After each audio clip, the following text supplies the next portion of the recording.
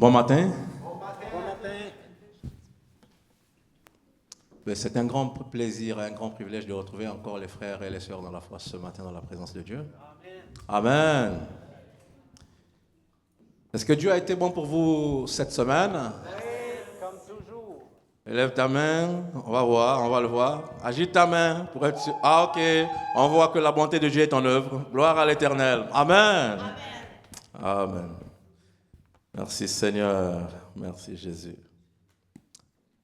Donc, nous allons parler des consignes de sécurité.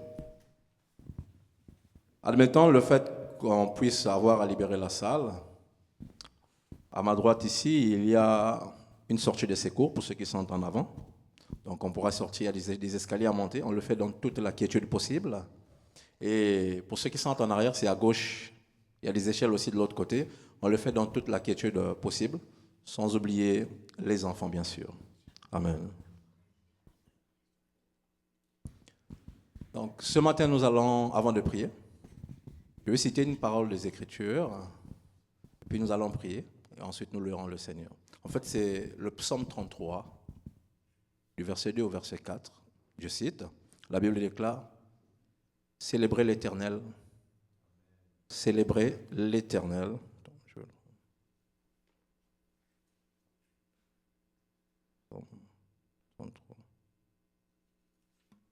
Avec la harpe.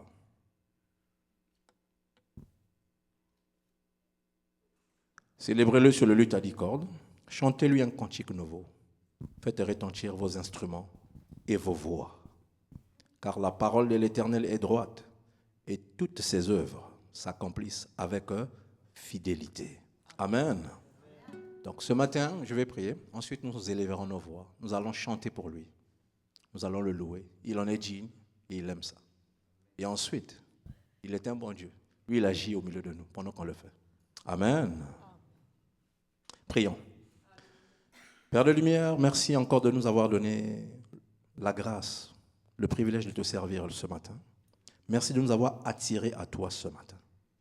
Nous sommes reconnaissants de ta bonté, Seigneur. Nous sommes en santé ce matin, nous te rendons gloire et honneur. Nous pouvons marcher en toute quiétude, nous te rendons gloire et honneur. Nous pouvons nous réunir dans ta présence, sans embarras, sans pourtant être inquiétés. Nous te rendons gloire et honneur. Alors merci pour ces moments. Nous les recommandons entre tes saintes et divines mains. Nous nous attendons à toi ce matin. Prends le contrôle, règne, accomplis tes desseins. Glorifie ton nom. Glorieux Saint-Esprit, nous comptons sur toi. Au nom puissant et glorieux de Jésus-Christ. Amen. Amen. Donc je vais vous prier de vous lever. Nous allons acclamer, servir ce Dieu dans la louange. Amen. Amen. Êtes-vous prêts à célébrer Dieu? Yes. Alors on va commencer par taper dans le beat. 1, 2, 3 et 1.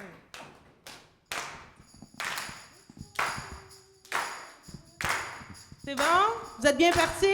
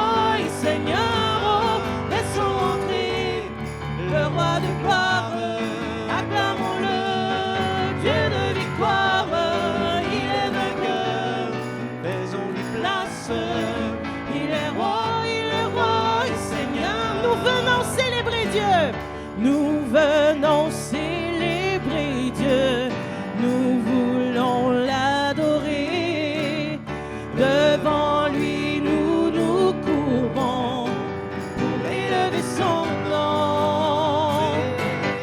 Laissons entrer le roi de gloire, acclamons-le, Dieu de victoire, il est vainqueur, faisons-lui place, il est roi et Seigneur.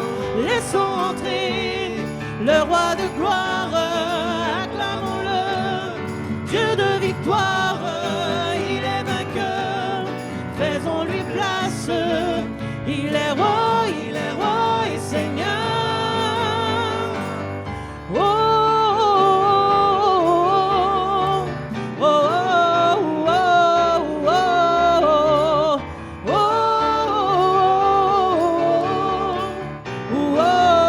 oh, oh. Dieu est là, il nous attend, il entend nos prières, sa parole est éternelle, elle est notre essentiel. Laissons entrer le roi de gloire, acclamons-le, Dieu de victoire, il est vainqueur, faisons-lui place, il est roi et Seigneur. Laissons entrer le roi de gloire, acclamons-le, Dieu de victoire, il est vainqueur, faisons-lui place, il est roi et Seigneur.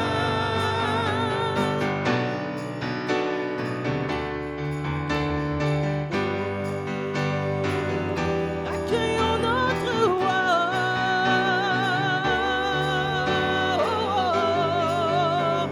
accueillons notre Dieu, accueillons notre Dieu, il est le merveilleux, glorieux, majestueux. Accueillons notre Dieu, il est le merveilleux, glorieux, majestueux. Accueillons notre Dieu, il est le merveilleux, glorieux, majestueux.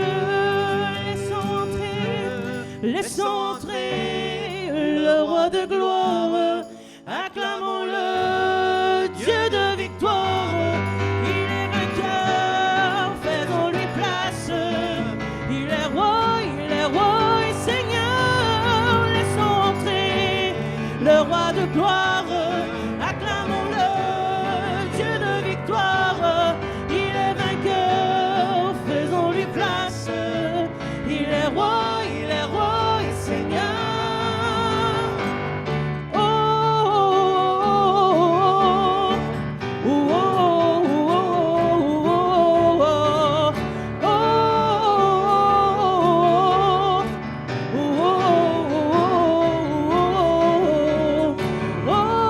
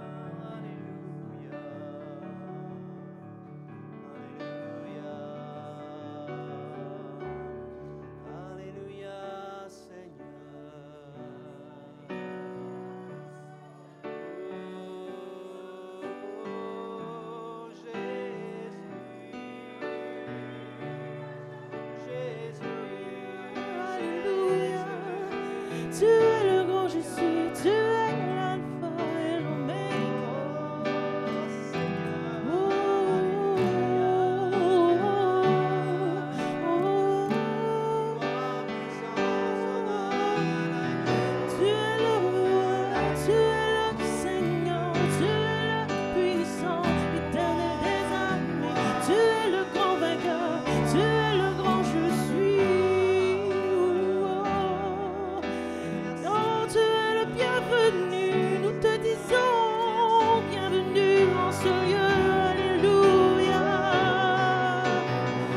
Alléluia, mon roi. Accueillons notre Dieu, il est le merveilleux, glorieux, majestueux.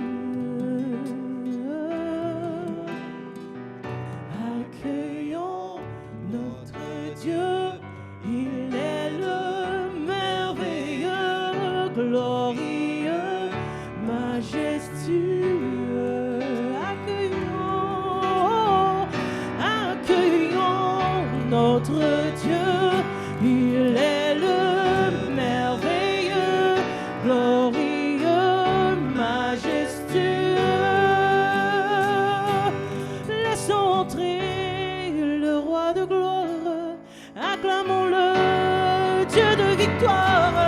Il est vainqueur, faisons-lui place. Il est roi et Seigneur. Laissons entrer le roi de gloire, acclamons-le, Dieu de victoire. Il est vainqueur, faisons-lui place. Il est roi et Seigneur. Il est roi et Seigneur. Il est roi et Seigneur. Accueillons le roi.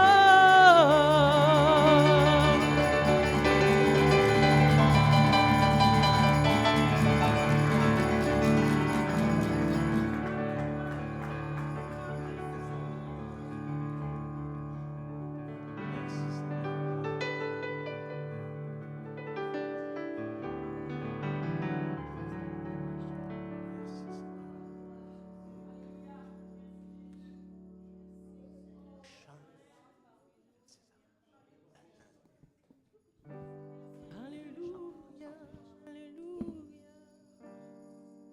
Gloire à toi, Seigneur. Tu es merveilleux, tu es glorieux, tu es majestueux, tu es l'éternel, le tout-puissant, le roi des rois, le grand je suis, le merveilleux, le prince de paix, le majestueux. Toute gloire te revient, tout honneur te revient. Alléluia, Alléluia.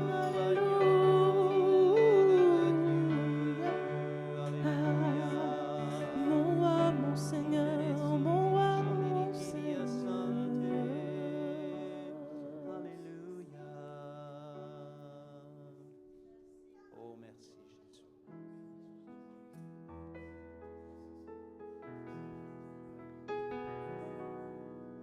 Merci Seigneur.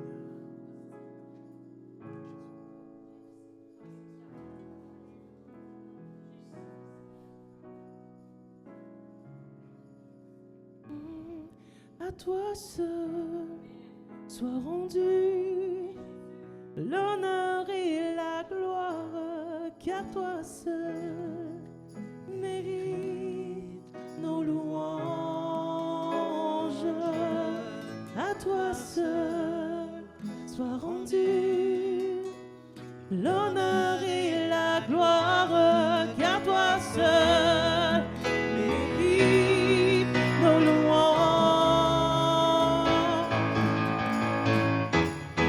Nous venons t'offrir, Seigneur, un sacrifice de louange, le fruit de nos lèvres qui confessent ton nom, car nul n'est comme toi. Sur toute la terre, oh, à toi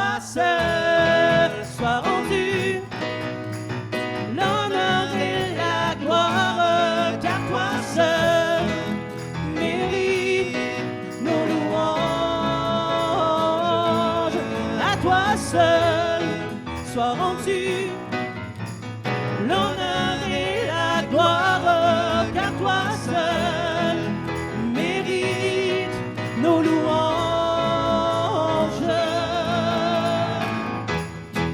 Tout genou fléchit dans les cieux et sur la terre, toute langue confesse que Jésus-Christ est Seigneur, car nul n'est comme toi.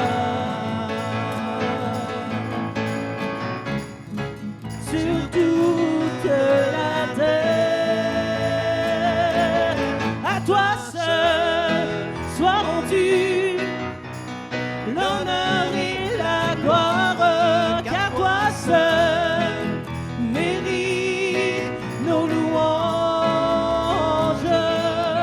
À toi seul soit rendu l'honneur et la gloire, car toi seul mérite nos louanges.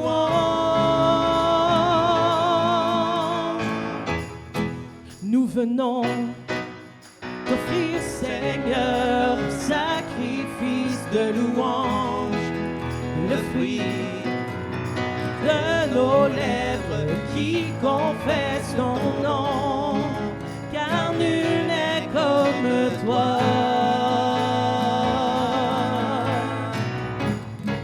Sur toute la terre, à toi seul soit rendu l'honneur et la gloire, car toi seul mérite nos louanges.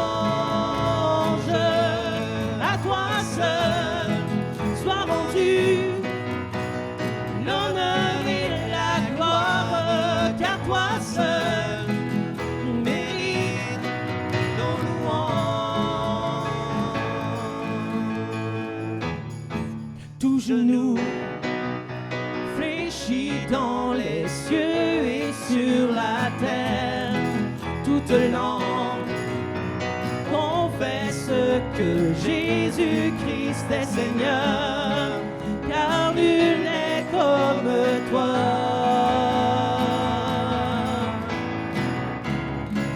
Sur toute la terre, à toi seul soit rendu l'honneur et la gloire, car toi seul mérite nos louanges. À toi seul soit rendu l'honneur et la gloire, car toi seul mérite nos louanges. À toi seul soit rendu l'honneur et la gloire, car toi seul mérite nos louanges. Une dernière fois, à toi seul soit rendu l'honneur et la gloire, car toi seul mérite nos louanges. Alléluia, alléluia.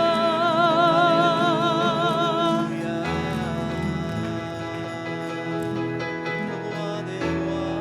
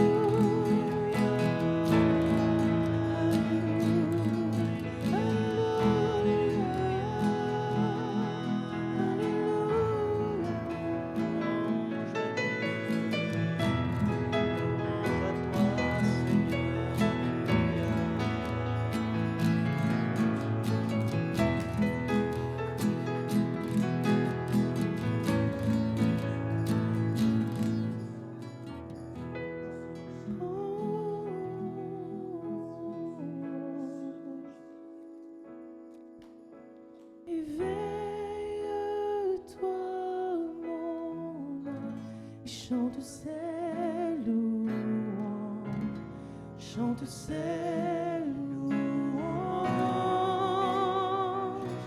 Oh, éveille-toi, mon âme, et chante ses louanges, chante ses louanges.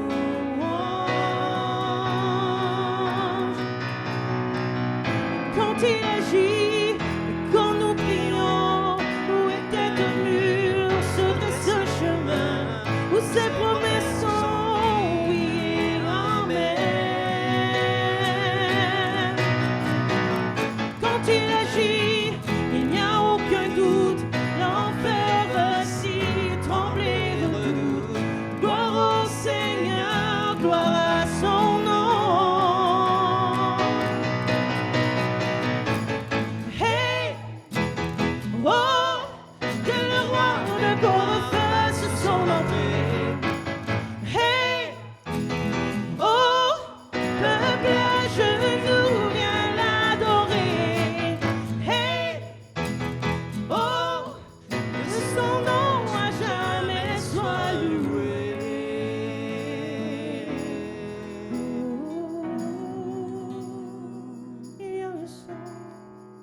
Il y a un son que j'aime tant, c'est le son des pans de sa robe quand il entre dans la pièce. Et quand nous prions dans nos louanges, il voit la foi.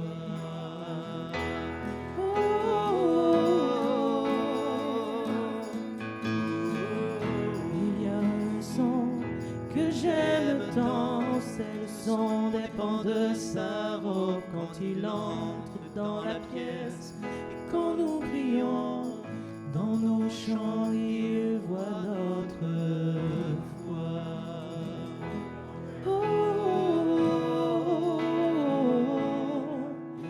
Éveille-toi, mon âme, et chante ses louanges, chante ses louanges. Oh, éveille-toi, mon âme, et chante ses louanges, chante ses louanges.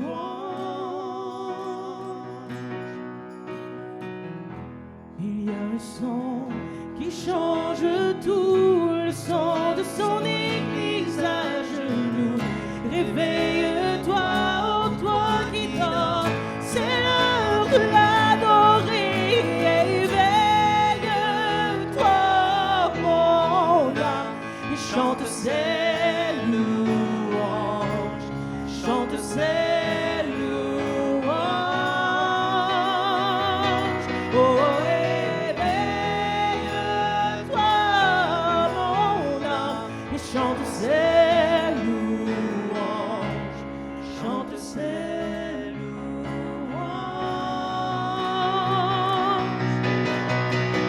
Quand il agit, oui, nous prions, où était un mur, se dresse un chemin, où ses promesses sont oui et amen. Quand il agit, il n'y a aucun doute, l'enfer vacille, trembler redoute. Gloire au Seigneur, gloire à son nom. Hey, oh, que le roi de gloire fasse son entrée. Hey, oh, peuple à genoux, viens l'adorer. Hey, oh, que son nom à jamais soit loué.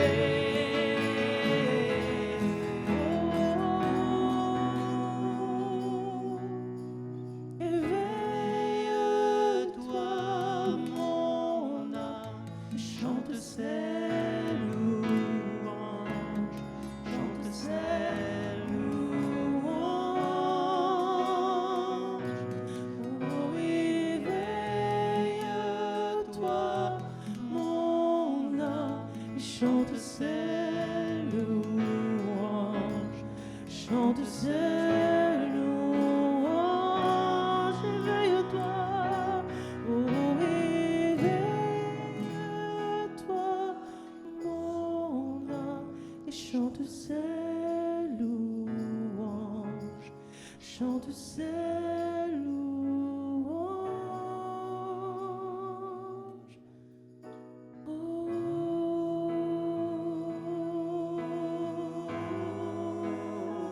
Chante ses louanges. Alléluia. Chante ses louanges. Chante ses louanges. Tu es le merveilleux, le Dieu très haut. Alléluia, Je te Seigneur. chante des louanges. Je chante des louanges. Alléluia, alléluia, mon roi. Éveille-toi, mon âme, et chante ses louanges, chante ses louanges. Oh, éveille-toi, mon âme, et chante ses louanges, chante ses louanges. Alléluia. Alléluia. Alléluia.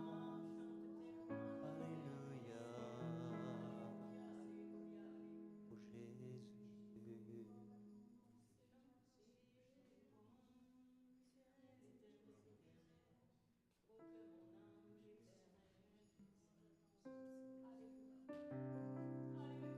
Merci.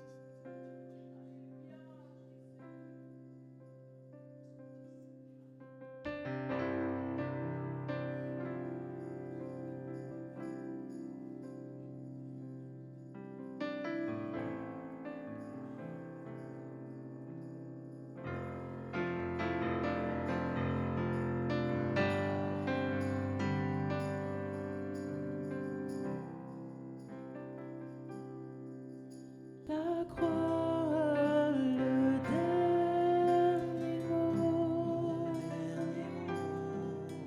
La croix, le dernier mot. Quand vient la douleur, dans la nuit sombre, la croix, le dernier mot.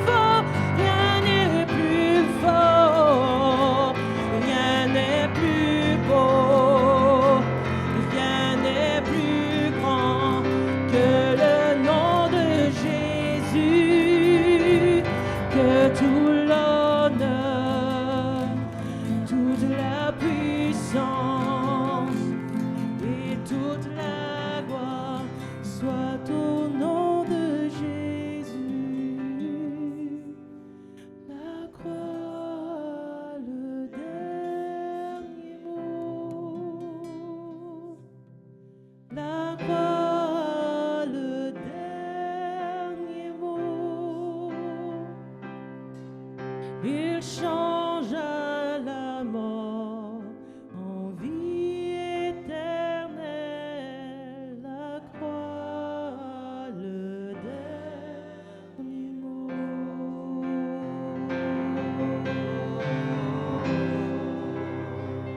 Alléluia Seigneur, Alléluia Seigneur. Alléluia, Alléluia. Merci Seigneur Jésus. Merci Seigneur, Alléluia. Nous nous préparons maintenant à prendre le repas du Seigneur. Si quelqu'un est à la maison et qui désire participer, il peut le faire en préparant le pain et le vin. Alléluia. La parole comporte un avertissement concernant le repas du Seigneur. Il est important de discerner dans le pain le corps de Jésus et dans le vin son sang. Et ceci afin de ne pas attirer contre soi-même un jugement ou une condamnation. Mais si Jésus est ton Seigneur et Sauveur, tu peux pleinement participer à la communion. Maintenant, ce n'est pas un péché qui devrait nous empêcher. Parce que si tu as péché, tout ce que tu as à faire, c'est de confesser au Seigneur. Et celui-là, il est fidèle et juste pour nous pardonner. Merci Jésus. Alléluia. Merci pour ton pardon, Seigneur. L'Évangile rapporte comme ceci le dernier repas que Jésus a pris avec ses disciples. Pendant qu'il mangeait, Jésus prit du pain et prononça la prière de bénédiction. Puis il le rompit et le donna aux disciples en disant « Prenez, mangez, ceci est mon corps. » Il prit ensuite une coupe et remercia Dieu. Puis il la leur donna en disant « Buvez-en tous, car ceci est mon sang, le sang de la nouvelle alliance qui est versé pour beaucoup pour le pardon des péchés.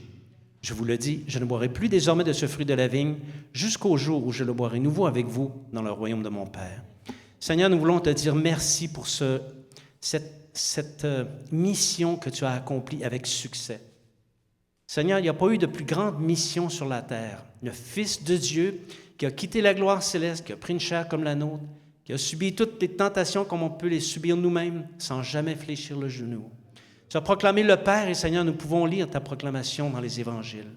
Et Seigneur, les hommes t'ont rejeté. Ils t'ont maudit. Ils t'ont pris, t'ont fouetté, ils t'ont injurié, méprisé. Ils n'ont pas cru en toi. Ils t'ont mis une couronne d'épines, se sont moqués de toi, frappés, mis des clous dans les mains, dans les pieds. Ils ont aussi percé ton côté. Et Seigneur, toi, tu disais, Père, pardonne-leur, ils ne savent pas ce qu'ils font. Mais toi, tu savais ce que tu faisais, Seigneur.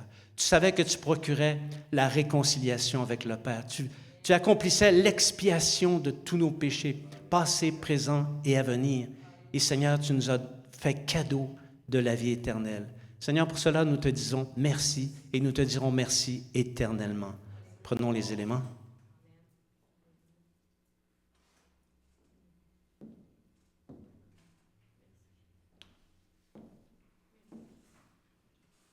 On peut reprendre le refrain.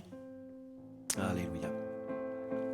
Merci Jésus. Rien n'est plus fort, rien n'est plus beau, rien n'est plus grand que le nom de Jésus.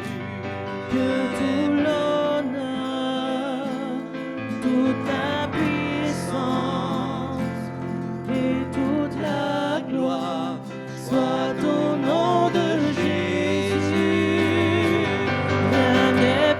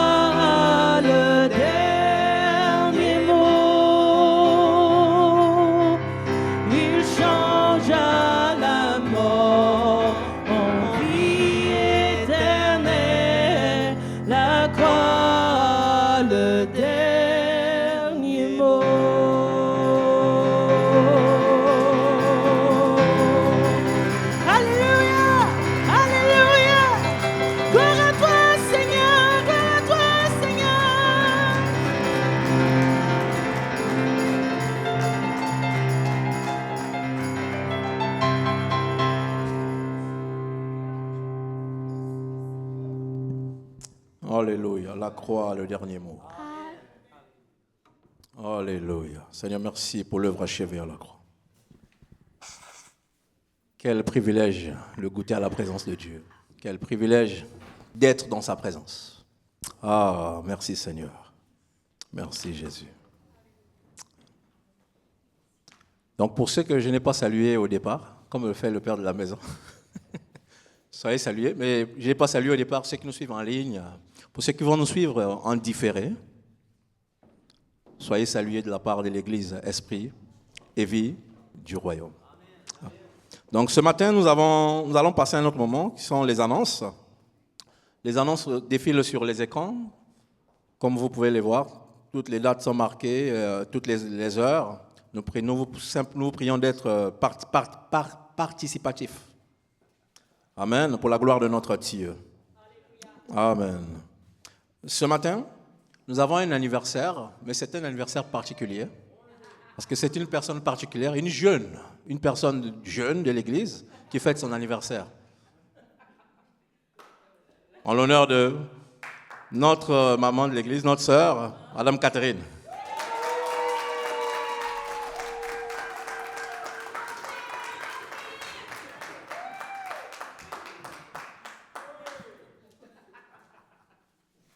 Il y a une chanson qu'on chantait en Afrique. Je vais essayer, on va faire ça pour Madame Catherine ce matin, pour son anniversaire. Ça parle de Jésus. En fait, quand une personne nouvelle venait à l'église, on chantait cette chanson-là. Mais quand c'est son anniversaire, on va l'introduire dans le cadre de son anniversaire. Je vais le faire et puis c'est très facile, vous allez voir. Sous l'autorité du Père de la maison. Amen. Seigneur, tu vois, si tu viens nouvellement, on dit, Seigneur, tu vois mon frère qui nous visite. L'église dit, bénis-le. Et l'église dit, bénis-le. Au nom du Seigneur, bénis-le. Alors, je vais dire, Seigneur, tu vois, aujourd'hui c'est l'anniversaire de ta servante, Madame Catherine. L'église va dire, bénis-la. Tu vois que c'est l'anniversaire de ta servante, Madame Catherine. L'église va dire, bénis-la. Je vais faire ça 3 fois. Après, à la fin, nous tous nous allons dire, bénis-la, bénis-la, bénis-la, au nom de Jésus-Christ, bénis-la. Amen. Est-ce qu'on est prêt pour ce petit challenge?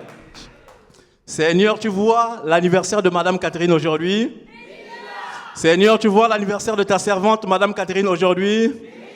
Seigneur, tu vois l'anniversaire de ta servante, Madame Catherine, aujourd'hui. Bénis-la, bénis-la, bénis-la, au nom de Jésus-Christ. Amen. Alléluia. Gloire à Jésus de Nazareth. Alléluia. Amen. Amen. Nous allons passer à un autre moment sans la prière. Nous allons prier pour les dîmes, prier pour les malades par la grâce de Dieu et recommander la suite entre ses mains. Amen. Seigneur, merci pour ta grâce. Merci pour le royaume des cieux. Merci pour le ciel ouvert. Merci pour ta présence au milieu de nous. Merci pour ton amour. Alléluia. Merci pour les dîmes, Seigneur. Nous voulons simplement te redonner ce que tu nous as donné, parce que c'est à toi, Seigneur. Avec gratitude, nous te rendons, Seigneur, ces argents. Merci pour la sagesse que tu mets sur les dirigeants de l'Église, afin qu'elles servent pour l'édification de ton corps qui est l'Église. Alléluia. Seigneur, merci pour les malades. La Bible dit, tu allais de lieu en lieu, faisant du bien, Seigneur. Nous prions que ceux qui nous écoutent en ligne puissent être visités par ta guérison surnaturelle. Nous prions que la ville de Saguenay soit visitée par ta guérison, Seigneur. Seigneur, nous prions que ceux qui sont dans la salle soient touchés par la puissance de ton sang qui guérit. Merci pour ton travail, glorieux Saint-Esprit, pour la parole glorifiée, pour le nom de Jésus-Christ. Glorifié. Merci Seigneur. Au nom puissant de Jésus-Christ. Amen. Donc, nous allons faire, avant que le Père de la maison ne vienne, tu m'as manqué. On va se lever, pas comme dans l'avion. Tu m'as manqué, tu m'as manqué.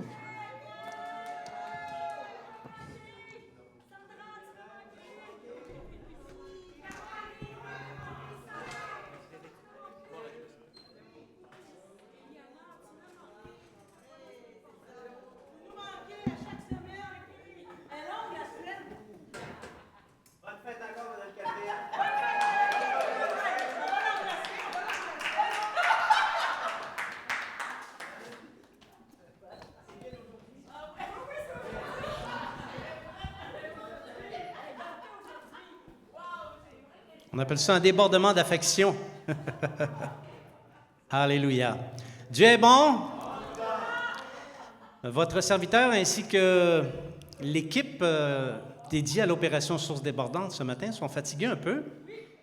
On traîne quand même trois jours de tension et ce petit voyage qu'on a fait en Estrie nous a fait voir quelque chose. Nous a fait voir que l'ennemi cherche à lancer des traits ténébreux. On a découvert ça. Merci Seigneur, on aurait pu ne pas le découvrir. Mais la croix a le dernier mot. Alléluia. Et nous allons invoquer la croix. On sait comment manier l'épée, comment mener le combat. Et on va lancer des flèches aiguës contre les puissances des ténèbres. Alléluia. Du reste, ça a été glorieux. Il y a eu quand même des choses très intéressantes qui se sont passées. Dans ce genre de conférence-là, votre serviteur est beaucoup mis à l'épreuve, parce qu'il y a des gens qui connaissent ça, la prophétie. Et parfois, ils posent des questions qui demandent un peu où la réponse demande un peu d'humilité. C'est parfait, c'est correct comme ça. Mais on bénit le Seigneur pour ce privilège qu'on a eu de le servir dans le cadre de cette mission en Estrie. Alléluia. Comme vous le savez, on a débuté la semaine dernière une série, ce n'est pas une grande série, on pourrait appeler ça une mini-série de 3 messages sur les analogies, les grandes analogies divines. Elles sont au nombre de 3, c'est pour ça qu'il y a 3 messages. Et c'est l'analogie qu'on va examiner ce matin. On va examiner la dimension spirituelle de l'analogie. C'est la lumière du corps. Avant d'entrer à proprement parler dans le message, on va simplement demander au Seigneur Jésus de le bénir. Alléluia. Seigneur, c'est ta parole que nous proclamons ce matin. Et si nous sommes ici, c'est pour entendre les vérités de cette parole. Seigneur, on ne veut pas sortir de ce lieu sans être transformé par la parole. Alors nous prions afin que tous les soucis qu'on peut avoir, toutes les préoccupations qu'on peut avoir disparaissent maintenant, tous les fardeaux disparaissent maintenant, et que cette parole puisse entrer profondément dans notre cœur afin de le transformer durablement et que nous devenions de plus en plus semblables à toi. Nous le demandons au nom de Jésus. Amen. Comme on avait dit la semaine passée, pour exposer les vérités du royaume de Dieu, Jésus, en son temps, mais pas seulement en son temps, dans toutes les générations aussi, parce que les analogies que Jésus a utilisées dans son temps sont encore utiles aujourd'hui. Elles sont autant vraies qu'autrefois. Alléluia. Il y avait les paraboles, mais il y avait des grandes analogies. Et les analogies présentent l'avantage d'illustrer une vérité d'un seul coup par l'imaginaire. Par l'image. Il y a l'adage qui dit « une image vaut 1000 mots ». Quand tu as vu une image, tu as tout compris. Tu sais, je peux dire à quelqu'un « je suis grand, costaud, et fort et beau », mais c'est quand il voit la photo qu'il le voit pour vrai. Non? Je pensais que quelqu'un allait contester cette affirmation-là. Jésus a eu recours à 3 grandes analogies qui exposent les grands principes du royaume de Dieu. Et la semaine passée, simplement récapitulé, on a médité sur celle où Jésus déclare être la source d'eau vive qui désaltère durablement. Mais plus encore, l'eau qu'il donne ne fait pas que désaltérer, elle grandit en celui qui boit et elle devient une source débordante jusque dans la vie éternelle. Et cette eau a pour effet de consacrer la personne qui la boit, un peu comme par un baptême. Et qui dit baptême dit « tel j'étais avant, tel je suis après ». Alléluia. Tel autre, devrais-je dire, je suis après. En plus, cette eau que Jésus nous donne, nous parle du don à venir. Bien là, c'est un événement passé, mais le don du Saint-Esprit. Et quiconque boit cette eau peut recevoir le don du Saint-Esprit ou encore le baptême du Saint-Esprit qui opère l'un ou l'autre des différents dons spirituels en la personne qui l'a reçu. Et la personne qui a bu l'eau également porte le fruit du Saint-Esprit. Et quiconque porte le fruit du Saint-Esprit se reconnaît. On sait que c'est un disciple parce qu'il porte le fruit du Saint-Esprit, pas parce qu'il a un don spirituel, parce qu'il porte le fruit de l'Esprit. Et tout ça converge vers l'exécution du grand dessein de Dieu qui désire sauver tous les hommes et les amener à la foi par le témoignage de Jésus, par la propagation de la parole. Jésus veut sauver le monde. Dieu veut sauver le monde par le témoignage de Jésus. Or, on sait que ce ne sont pas tous qui répondent favorablement. Il y avait dans le message de l'analogie de la semaine passée, une dimension spirituelle parce que Jésus disait « Quiconque boit de l'eau que je vais lui donner n'aura plus jamais soif ». Or, on sait que même après la conversion, il nous arrive encore de boire. Et ce n'est pas parce qu'on n'a pas la foi, c'est que ça nous parle de la dimension spirituelle. Et cette dimension spirituelle, on va voir qu'elle a une portée dans les 3 analogies, mais principalement dans la dernière qu'on va voir la semaine prochaine, quand Jésus a dit « Celui qui me mange aura la vie éternelle. »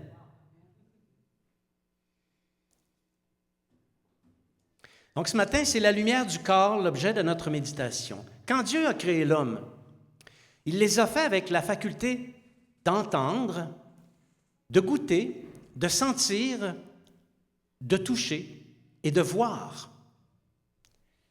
Ces 5 sens servent essentiellement à nous mettre en contact avec l'environnement. Sans les sens, on serait un peu comme des morts,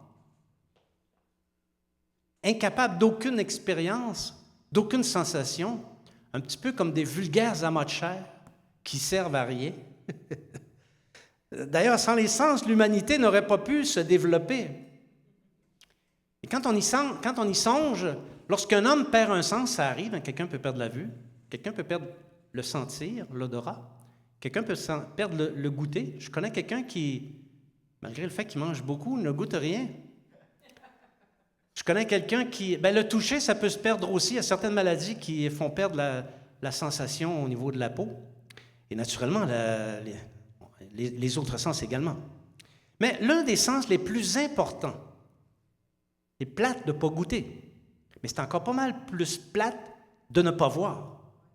Perdre la vue, c'est peut-être c'est le pire, c'est le sens le plus important qu'on pourrait perdre. Parce que le corps a besoin d'être éclairé tant par l'extérieur que par l'intérieur. Et c'est ce que Jésus dit. Il nous communique cette vérité fondamentale dans Luc chapitre 11, versets 34 à 36.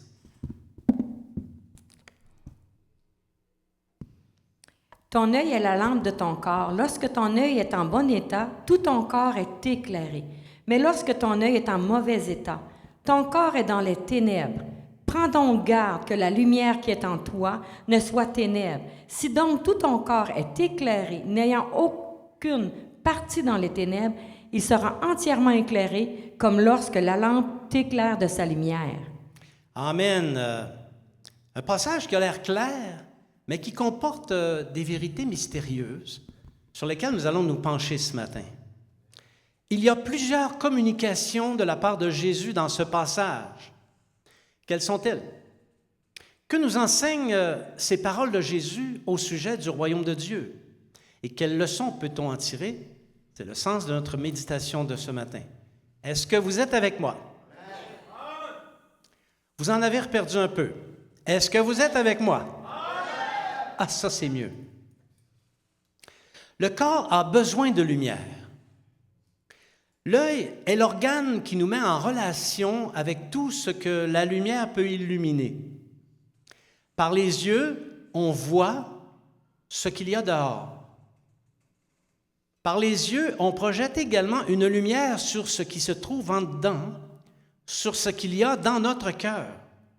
Parce que même en fermant les yeux, vous pouvez faire l'exercice, on voit des choses. Même si nos yeux sont fermés, on voit des choses, et ce sont des choses qui sont illuminées. Si elles n'étaient pas illuminées, on ne les verrait pas. Donc, on voit les choses qui se trouvent à l'intérieur de notre être. La santé des yeux, c'est capital. Moi, je suis myope un peu, pas mal. Et puis, quelque part, c'est un handicap. Tu sais, l'été, quand il fait 36 degrés, que tu tonds le gazon ou que tu fais un ouvrage manuel, que tu sues à grosses gouttes, les lunettes sont vraiment embarrassantes. Et plus on est myope et plus les lunettes sont pesantes, donc ça pourrait faire allonger le nez, ce qui dégrade C'est ce qui dégrade le beau visage qu'on peut avoir. Mais si on veut percevoir correctement les choses qui sont à l'extérieur, il faut avoir des yeux en bon état, avec les bonnes formes, les bonnes couleurs. Si nos yeux sont en bon état, on va tout percevoir correctement. Mais si les yeux sont en mauvais état, il va y avoir des déformations. Et c'est réel. On a un opticien ici qui pourrait confirmer ces choses-là si jamais quelqu'un a un doute. Des yeux en mauvaise santé peuvent déformer la réalité. Et comme dit le proverbe, bon pied, bon œil. Si tu vois bien, ta marche va être assurée, tu ne t'enfargeras pas dans les fleurs du tapis. Tes yeux et tes pieds vont te mener là où tu veux, en toute sécurité, qu'importe les circonstances. C'est important, les yeux. C'est un petit peu la même chose pour les pensées du cœur. Une bonne vision de ce qu'il y a en dedans de nous permet de bien nous conduire en toutes circonstances. Il y a beaucoup d'adages qui illustrent cette vérité. Je sais que vous pourriez en dire vous aussi. Par exemple, on dit de quelqu'un, c'est pas une lumière, hein? Ou encore, l'as-tu entendu parler? C'est pas un 100 watts, hein? 100 watts, c'est une ampoule qui éclaire plus qu'une 60, OK? On peut dire aussi, ce gars, il est brillant, il est vraiment brillant. Ou encore, il a des idées lumineuses. Ou encore, mais coudonc, lui, il a reçu l'illumination. Vous voyez tous les adages, tous les jeux qu'on peut faire avec la lumière. C'est toutes des phrases qui mettent en évidence le rôle de la lumière pour ce qu'il y a à l'intérieur, pas ce qu'il y a à l'extérieur. Donc, le corps a besoin de lumière pour se conduire au dehors comme au dedans. Vraie lumière, fausse lumière. Wow! Est-ce que quelqu'un a déjà vu de la fausse lumière? Mais pourtant, Jésus, c'est un peu ce qu'il dit, hein? Alors, dans notre passage de départ, Jésus fait une déclaration étonnante. Il dit, « Prends garde que la lumière qui est en toi ne soit ténèbres. » On se gratte la tête, hein? Alors, pour dire une telle chose, pour que Jésus soit capable de dire une telle chose, c'est parce qu'il est passé de l'analogie à une vérité concernant le cœur de l'homme. Il est possible que le cœur soit éclairé d'une fausse lumière. C'est ça que Jésus dit. Prends garde, veille. Donc, il est possible qu'un homme croyant être bien éclairé dans son cœur ne soit en réalité complètement enténébré. C'est ce que Jésus dit. Sinon, il n'aurait pas dit « prenez garde ». Hein? Les yeux en mauvais état. Il existe un bon nombre de conditions qui font que les yeux sont en mauvais état et je ne vais pas en faire la nomenclature aujourd'hui. Vous les connaissez tout autant que moi. Toutes les maladies des yeux envoient une lumière mauvaise, de mauvaises conditions sur le corps. Puisque, selon Jésus, des yeux en mauvais état projettent des ténèbres sur le corps, il ne peut plus être question de physique de la lumière. Parce que la lumière ne peut être ténèbres. Donc, ça ne peut pas être physique. C'est forcément spirituel. Il s'agit donc d'une analogie qui exprime une autre vérité sur le corps. Ici, les yeux parlent de l'esprit de l'homme qui est au-dedans de lui. En fait, la symbolique, ça va être celle de l'esprit. C'est la qualité de l'esprit de l'homme qui est au-dedans de lui qui détermine le niveau de qualité de cet homme. Si l'esprit de l'homme est en mauvais état, la qualité de l'homme va être en mauvais état. Si l'esprit de l'homme est en bon état, la qualité de l'homme va être grande. Ça va être un homme de grande qualité. On pourrait ici, pour appliquer la dimension spirituelle, on pourrait paraphraser Jésus en disant « Si l'esprit qui est en toi est en mauvais état, tout ton être intérieur est dans les ténèbres. Prends donc garde que ton esprit en toi éclaire bien ton être.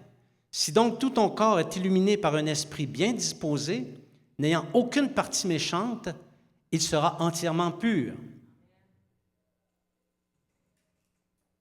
Sur la foi des paroles de Jésus, il est juste de croire que bien des hommes et femmes pensent avoir en eux un esprit juste, mais en fait, ils sont méchants. Vous voyez, c'est des choses qu'on constate humainement parlant aussi.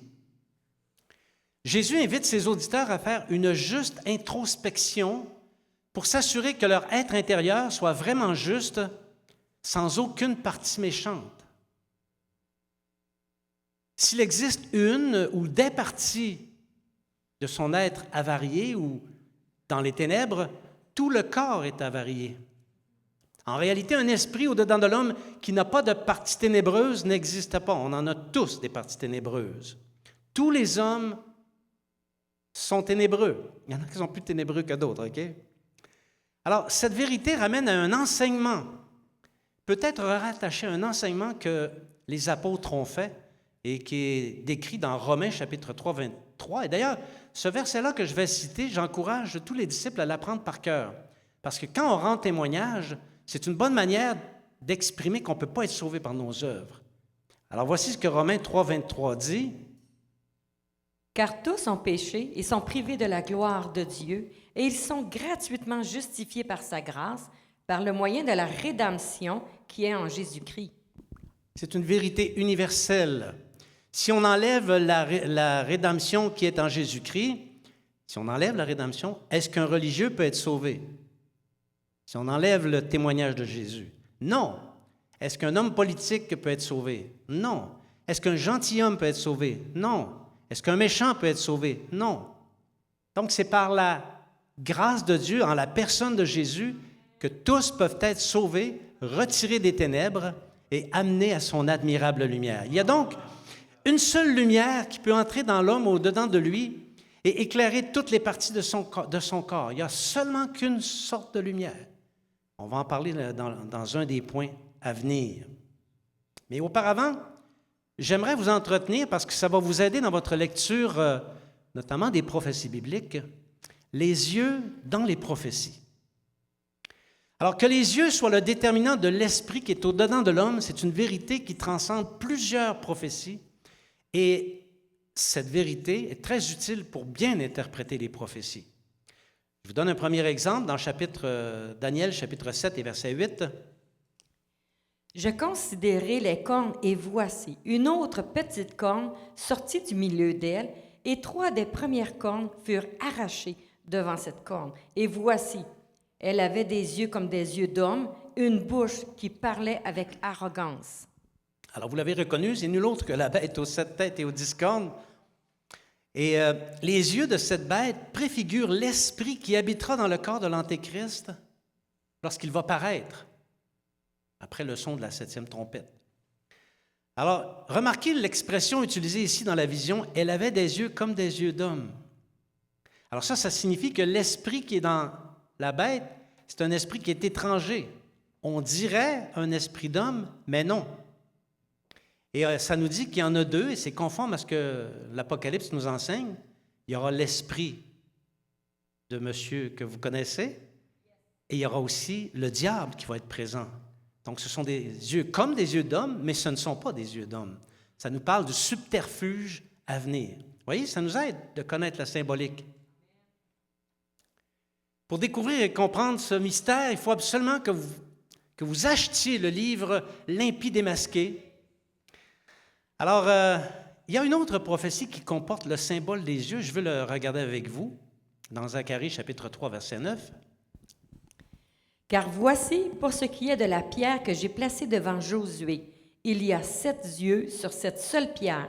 Voici, je graverai moi-même ce qui doit y être gravé, dit l'Éternel des armées, et j'enlèverai l'iniquité de ce pays en un jour. » J'ai déjà prêché là-dessus, il n'y a pas tellement longtemps d'ailleurs. Les 7 yeux préfigurent les 7 esprits qui se tiennent devant Dieu et qui travaillent de concert avec les églises. Les 7 archanges qui travaillent de concert avec les 7 églises, qui s'expriment dans le temps des nations, qu'on peut diviser en 7 parties. J'ai déjà parlé de tout ça. Je ne vais pas le refaire aujourd'hui. Tout ce que je voulais faire, c'est mettre en évidence le fait qu'ici, les yeux symbolisent les esprits qui travaillent de concert avec l'Église. La prochaine analogie, prochaine utilisation du symbole est la dernière. Apocalypse, chapitre 5, verset 6. « Et je vis au milieu du trône et des 4 êtres vivants, et au milieu des vieillards, un anneau qui était là comme immolé. Il avait 7 cornes et 7 yeux, qui sont les 7 esprits de Dieu envoyés par toute la terre. Amen. Alors, c'est une reprise ici de ce qu'on a vu dans le prophète Zacharie. Et ça nous confirme que les yeux sont bel et bien des esprits. Ici, ce sont encore une fois les 7 esprits qui sont envoyés par toute la terre, les 7 archanges. On voit donc que pour Dieu, la symbolique des yeux en rapport avec l'état du corps, autant notre corps, nous, que le corps de Christ, ou l'état de l'esprit qui est dans le corps, ça ne fait aucun doute. Ça ne fait aucun doute. Le symbole des yeux parle de l'esprit qui est dans le corps. Ça va? On revient à notre application spirituelle. Jésus, la lumière du monde. L'esprit de tous les hommes doit nécessairement être purifié si on veut que le corps soit bien éclairé et qu'à l'intérieur, ce ne soit pas des ténèbres ou une fausse lumière. Et lorsque le corps tout entier est éclairé, la conduite devient pure. Ça, c'est important. Tout homme doit faire cette expérience-là. Recevoir la lumière et avoir une conduite conséquente, une conduite pure. Alors, ce n'est pas surprenant que Jésus se soit décrit lui-même comme la lumière parfaite qui éclaire tous les hommes. La vraie lumière, Jésus. Quand Jésus était sur la terre, il s'est défini comme étant lui-même la vraie lumière, comme s'il n'y a pas d'autre vraie lumière que lui-même. Dans Jean 8, 12, Jésus leur parla de nouveau et dit, « Je suis la lumière du monde. Celui qui me suit ne marchera pas dans les ténèbres, mais il aura la lumière de la vie. » Amen, Alléluia. Jésus est la vraie lumière qui éclaire tous les hommes. Il purifie les péchés, redéfinit la nature du cœur et illumine complètement le cœur. Depuis que j'appartiens au Seigneur Jésus, c'est clair dans mon cœur. Il n'y a pas de zone d'obscurité. Je ne dis pas qu'il n'y a pas de combat. Des combats, j'en ai. Et tous, on en a. Si on a accepté le Seigneur Jésus, oui, c'est beau. On voit clair en dedans. Mais ça ne veut pas dire qu'on n'a pas de combat. On peut en avoir. Mais Jésus illumine complètement notre cœur, y inclut ces zones-là qui demandent à recevoir la lumière de Dieu. Et c'est pourquoi il dit, « Celui qui me suit ne marchera pas dans les ténèbres, mais il aura la lumière de la vie. » Les vrais disciples de Jésus avancent par la foi et par leur vie, ils accomplissent les desseins de Dieu qui leur sont communiqués par la lumière et par l'Esprit de Dieu. Ils ne sont pas comme les autres humains. La lumière de Jésus donne la vie. Et celui qui a la vie de Jésus n'est plus dans les ténèbres. C'est pour ça, parfois, quand on fait de la relation d'aide avec certains chrétiens qui sont complètement enténébrés, c'est difficile. Parce qu'on se pose la question, est-ce qu'il a reçu la lumière de Jésus? Si oui, tout son corps devrait être illuminé, tout son être intérieur devrait être illuminé. Or, qu'est-ce qui sort? C'est les ténèbres. A-t-il fait l'expérience, oui ou non? Vous voyez, ce sont des analogies aussi qui nous aident à discerner ce qui se passe dans la relation avec Jésus chez les autres. Donc, encore une fois, c'est une relation entre la lumière qui se trouve dans le cœur et la conduite conséquente. Si on ne marche pas dans les ténèbres, on marche dans la lumière. C'est une conséquence de cette lumière qui est dans notre cœur. Bon, maintenant, Jésus brille dans les cieux. Lorsque Jésus était dans le monde, il illuminait le monde. C'est ce qu'il dit dans Jean, chapitre 9, verset 5. « Pendant que je suis dans le monde, je suis la lumière du monde. » Amen. Moi, si je disais quelque chose de même dans un lieu public, possiblement qu'on m'enfermerait, hein? Cependant, Jésus avait averti que même s'il est la lumière du monde, qu'il ne serait pas toujours là. Jean 12, 35, 36. Jésus leur dit, « La lumière est encore pour un peu de temps au milieu de vous. Marchez pendant que vous avez la lumière, afin que les ténèbres ne vous surprennent point. Celui qui marche dans les ténèbres ne sait où il va. » Amen. Alléluia. La lumière du monde ne pouvait pas toujours être dans le monde. Il était nécessaire de venir à Jésus et de marcher à sa lumière à l'époque pour avoir la vie.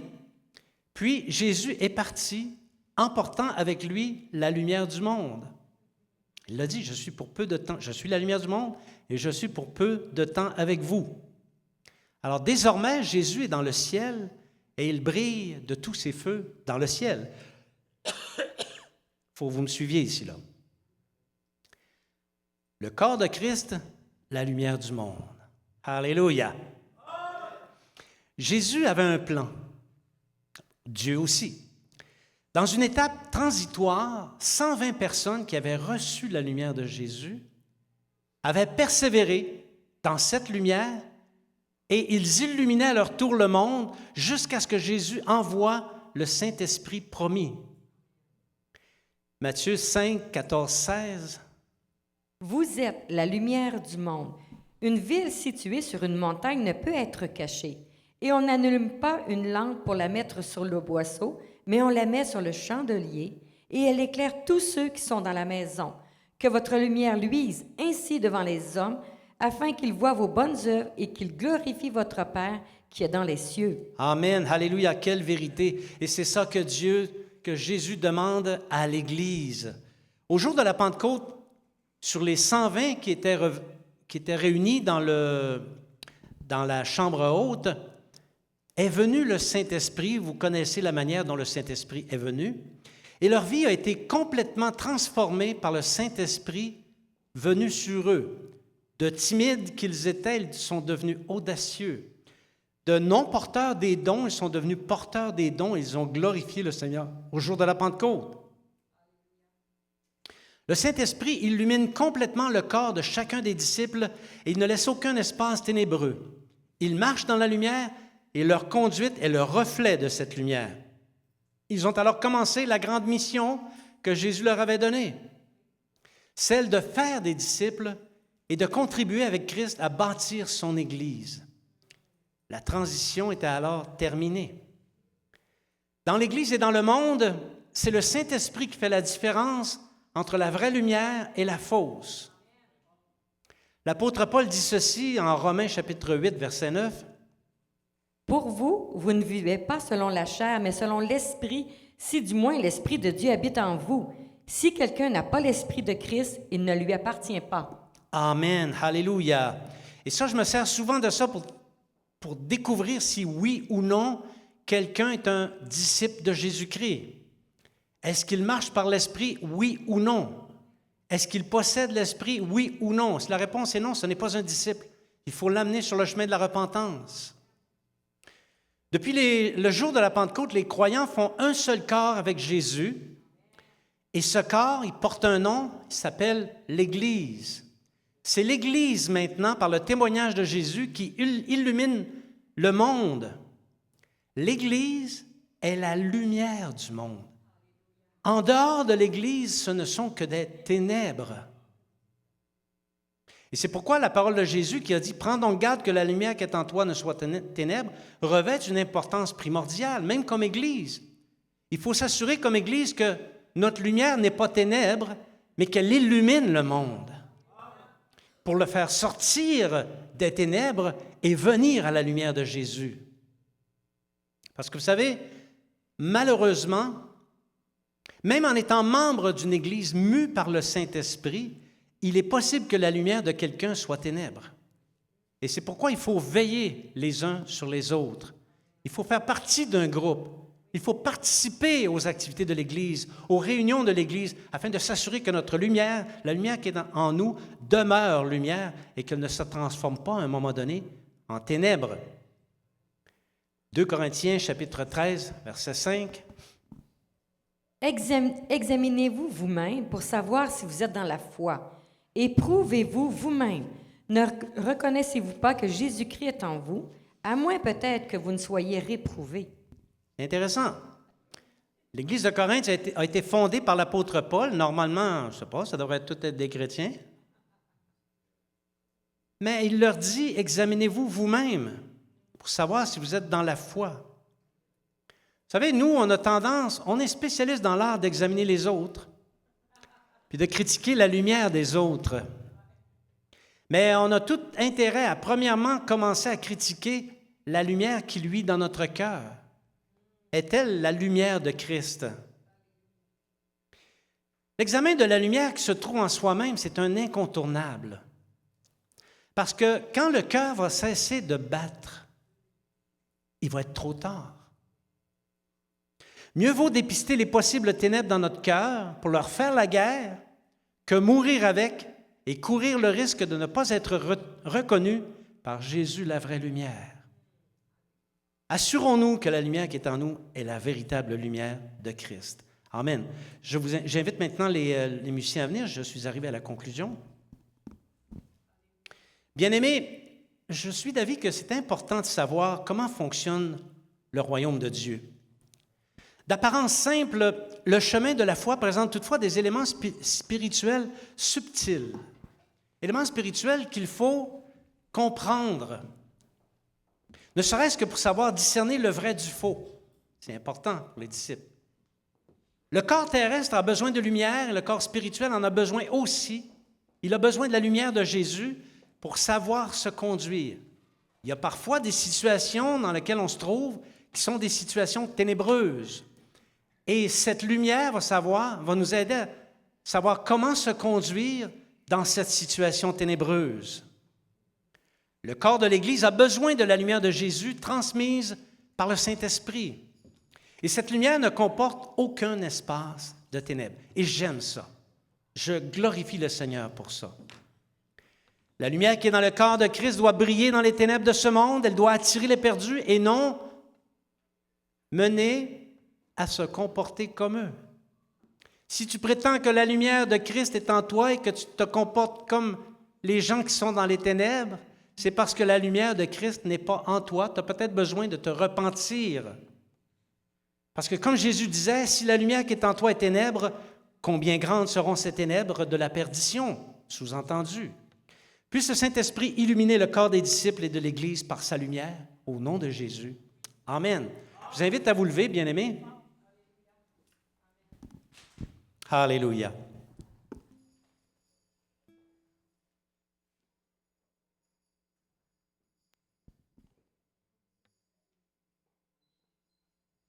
Merci, Seigneur. Oh, gloire à Jésus.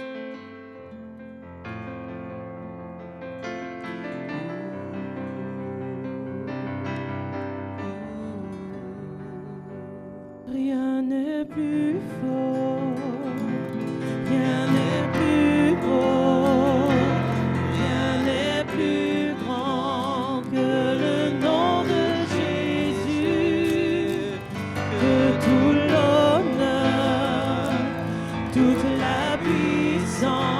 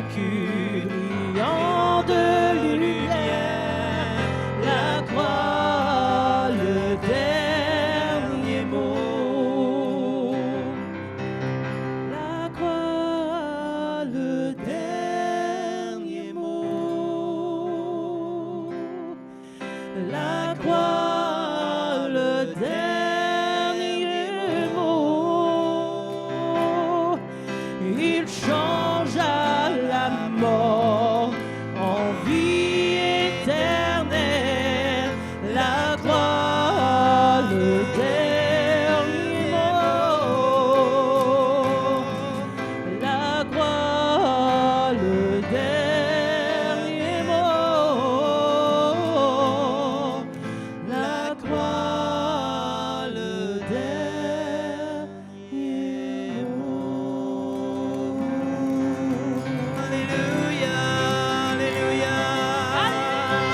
Gloire, gloire, gloire au roi, le roi des rois. Louange à Jésus, Alléluia. Alléluia, Alléluia, Alléluia. La croix, le dernier mot. Amen. Seigneur Jésus, nous te remercions pour ces enseignements que nous retrouvons dans ta parole, dans l'Évangile. Tu es la lumière du monde. Et tu as transféré cette lumière à tes disciples, à l'Église, afin qu'ils brillent dans le monde et qu'ils portent le message de la bonne nouvelle, afin qu'à leur tour, ceux qui sont illuminés se convertissent, viennent à ta lumière et reçoivent le don de la vie éternelle. Seigneur, nous te remercions pour cette mission que tu nous as donnée. Toutefois, nous te demandons de nous donner d'en être dignes. Aide-nous à nous assurer, Seigneur, que la lumière qui est en nous n'est pas ténèbre, mais au contraire, ce soit une lumière qui éclaire tout le corps, tout notre être intérieur, tout notre esprit, et que cette lumière qui est en nous nous donne d'avoir une conduite digne des enseignements de l'Évangile. Seigneur, nous nous recommandons à toi. Nous te demandons de nous donner de plus en plus de cette lumière et de nous aider dans notre marche chrétienne, de nous aider par ton Saint-Esprit, afin que nous puissions glorifier ton nom. Nous le demandons au nom de Jésus. Amen. Alléluia. Peut-être quelqu'un a besoin de prière. Je vais faire la prière de conclusion. Et si quelqu'un a besoin de prière, simplement avancer. Nous allons prier pour cette personne, quel que soit le besoin. Du reste, je vous invite à m'accompagner dans cette dernière prière. Seigneur, merci pour ce temps qu'on a passé dans ta présence. Merci pour ton Saint-Esprit qui était au milieu de nous, présent, qui nous a communiqué la pensée du Père. Seigneur, je prie pour tes disciples afin que chacun soit gardé et protégé de toute embûche, de toute flèche ténébreuse que l'ennemi voudrait lancer sur lui. Protège, garde et affermis tes disciples. Nous le demandons au nom de Jésus. Amen. Bien-aimés, n'oubliez pas de faire irradier votre lumière dans votre environnement. N'oubliez pas de vous tenir dans la compagnie des disciples. Mardi, nous avons une réunion. Il y a les autres réunions de l'Église. Et d'ici la prochaine fois qu'on se revoit, que le Seigneur fasse luire sa lumière sur vous abondamment. Alléluia!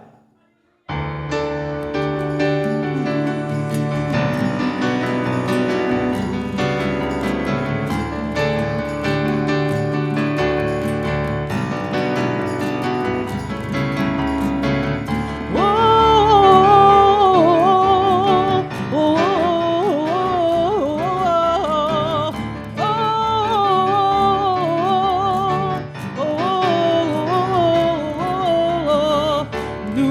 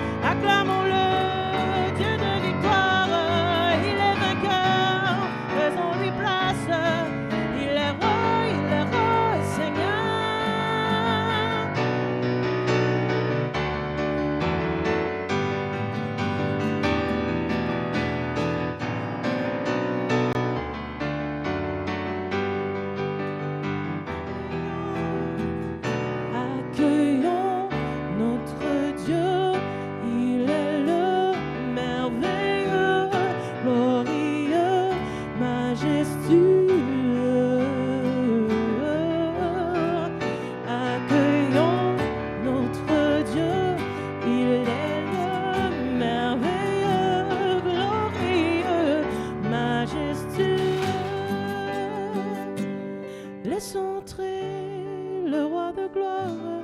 Acclamons-le, Dieu de victoire.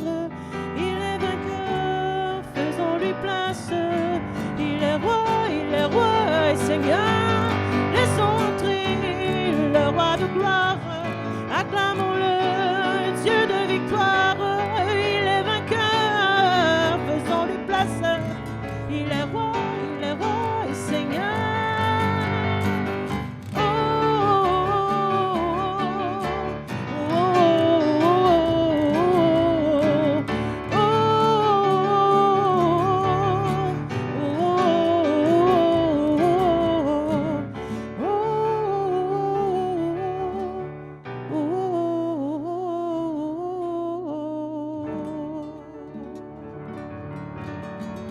Alléluia, bonne semaine, que le Seigneur vous bénisse abondamment.